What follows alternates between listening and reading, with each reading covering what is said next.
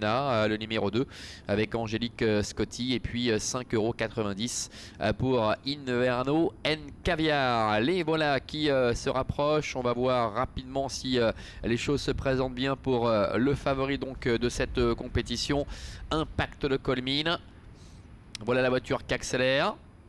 3000 mètres à effectuer, avec Inverno and Caviar qui a pris le meilleur départ, qui va tout de suite prendre les commandes, avec Isatina qui est en deuxième position, Inabamis est troisième, et Impact de Colmine qui est parti gentiment, calmement à sa main, qui pour l'instant est en troisième position et étant seul pour l'instant le nez au vent. Le premier tournant avec Impact de Colmine qui va certainement accélérer gentiment à sa main pour venir couvrir en face Inverno and Caviar, avec en troisième position la présence de Isatina. Inabamis ferme la marche. Ils vont sortir du premier tournant, et voilà qui est fait. Impact de Colmine, comme il fallait le prévoir, s'installe en tête, avec Inverno and Caviar qui est dans son dos, avec Stéphanie Tyler. La troisième place pour Isatina, et c'est Inabamis qui ferme la marche. Début de la ligne opposée, avec un train qui est extrêmement modéré. Impact de Colmine évidemment qui bloque un peu la situation pour l'instant. Il n'a pas intérêt à aller très vite et à imprimer un rythme très soutenu sur cette longue distance, d'autant qu'il est en patron maintenant aux commandes de cette épreuve. Inverno and Caviar qui a vraiment le parcours idéal pour l'instant est en deuxième position, avec Isatina qui est troisième, et la quatrième place pour le numéro 3, Inabamis. Bout de la ligne d'en face, ça ne bouge pas, ils sont à la queue leu, avec Impact de Colmine qui a la tête et la corde. Inverno and Caviar est dans son dos, Isatina est troisième, Inabamis ferme la marche. C'est quasiment comme à l'entraînement, avec ces quatre concurrents qui se suivent tous très près les uns des autres, avec un rythme qui n'est pas du tout soutenu évidemment. Impact de Colmine en tête et qui contrôle aisément, avec Marc-André Beauvais. Dans son dos trotte toujours Inverno and Caviar. Isatina avec Angélique Scotty est en troisième position, alors qu'il s'apprête à passer une nouvelle fois devant les tribunes. Il leur reste un peu plus d'un tour à effectuer, et c'est Cédric Pité aux commandes du numéro 3, Inabamis, qui ferme la marche.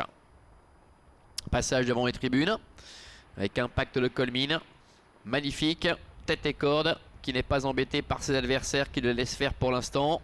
Inverno and Caviar se fait ramener, avec Isatina qui attend en troisième position pour la casaque de l'écurie de Henri Turrettini, et plus loin trotte le numéro 3, Inabamis.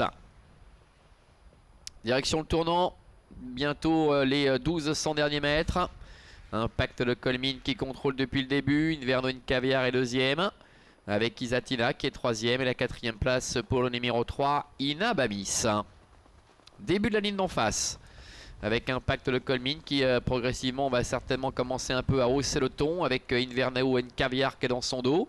Isatina avec Angélique Scotty qui attend toujours troisième, devant Inabamis qui n'a pas quitté la dernière place depuis le début.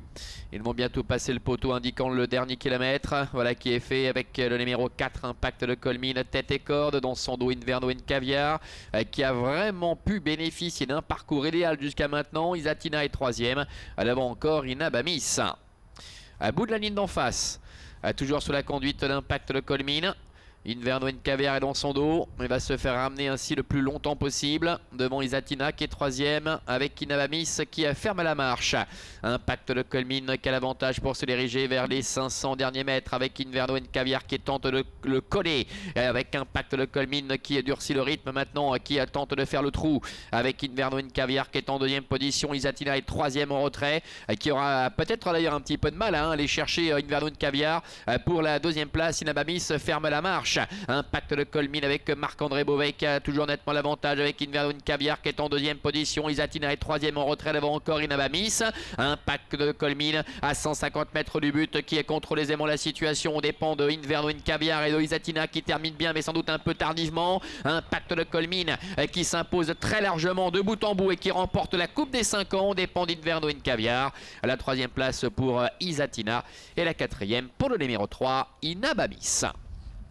Voilà, le contrat est rempli pour Impact le Colmine, qui était bien évidemment le cheval à battre au départ de cette compétition, avec Marc-André Beauvais pour le fils de Oiseau de Feu.